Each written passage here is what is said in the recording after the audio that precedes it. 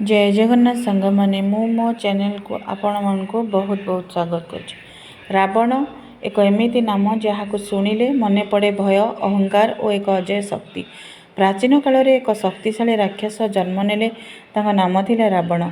तीन ब्रह्मांकर आशीर्वाद पाइथिले अमरत्व प्राय शक्ति तांको निकटरे थिला। तेणु रावण केवल राक्षस नुहे, से थिले विश्वर एक शक्तिशाली पूजक, ज्ञानी, एक ब्राह्मण, तंत्र और संगीतर द्वारा विशेषज्ञ एवं एक दानवर देवता भाव चिन्हित होता पूर्व चरित्र। रावण को जन्म होते ऋषि विशेषरवा और राक्षसी कैकेयी गर्भरू। से शिशु अवस्थार अद्भुत ज्ञान और शक्ति नहीं बढ़ी थे।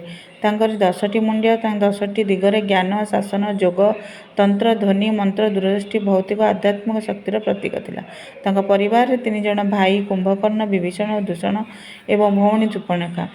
अद्यम तपस्या द्वारा से ब्रह्मा को प्रसन्न करने पर अपराजित शक्ति लाभ कले। से लंकार राजा हेले, जेउठी सुनारे गृह, राक्षस तेज, अपूर्व ज्ञान अच्छी। शरीर ग्रीवा निकटर दशमुखी उपजिला, जहाँ उपरे से दशमुखी रावण भाव में परिचित हेले। बर मिलला देवता, गंधर्व, यज्ञ केही तांको मारी परिबे नाही। तपस्या पर रावण लंकार राज्य पर अधिकार कले। से एक सुंदर सुनार सहर बनैले लंका। से असुर मानकर राजा हेले। तेबे से निज ज्ञान, शक्ति और धर्म उपर गर्व करुथिले। किंतु गर्व और अहंकार रावण पतनर मूल है। भौणी सुपर्णखा अपमान देखि से श्रीराम पत्नी सीता को हरण कले। जहाँ हूँ रामायण युद्धर आरंभ। सीता हरण युद्ध दिन सुपर्णखा और राम लक्ष्मण को देखि प्रेम में पड़े, किंतु नाक काटी देथिले। एतिरे रावण लुचि आसी छद्मवेश सीता को हरण कले। यही कारण राम और रावण मध्य महायुद्ध आरंभ है।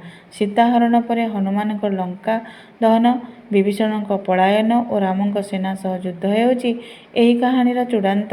रावण जदिओ शक्तिशाली थिले, तथापि गर्व और अन्याय बाध्य हेले मृत्युवरण करबा श्रीराम हस्तरे।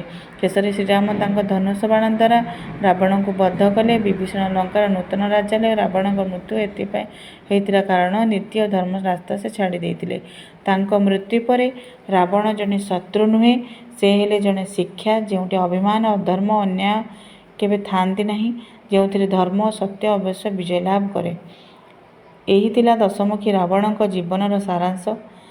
जीवन आमको शिखाए, जोटी गर्व अच्छी सेठी नाश निश्चित। एभली भावगभीर कहानी आउ देखिबा पई मो चैनल को लाइक, कमेंट, शेयर, सब्सक्राइब करंतु। जय जगन्नाथ।